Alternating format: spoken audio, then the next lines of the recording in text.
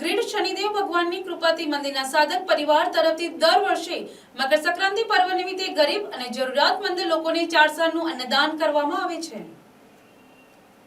આ સેવા કાર્ય ખાસ કરીને આદિવાસી વિસ્તારોમાં તેમજ નર્મદા માતાની પરિક્રમા પર નીકળેલા પરિક્રમા કરનાર ભાઈઓ અને બહેનો માટે કરવામાં આવે છે। મંદિરના સાધકો જણાવે છે કે ભગવાન શનિદેવની કૃપા વિના કોઈને પણ માન, સન્માન કે ધન સંપત્તિ પ્રાપ્ત થતી નથી। ભગવાને આપેલી સંપત્તિમાંથી થોડું અંશ દાન અને સેવા માટે સમર્પિત કરવાથી પરિવાર જીવનમાં સુખ, શાંતિ અને સમૃદ્ધિ પ્રાપ્ત થાય છે। આ સેવા કાર્યમાં જોડાવા ઈચ્છતા સાધક ભાઈઓ અને બહેનો માટે ગ્રીડ શનિદેવ મંદિરે નામ નોંધાવવાની વ્યવસ્થા કરવામાં આવી છે।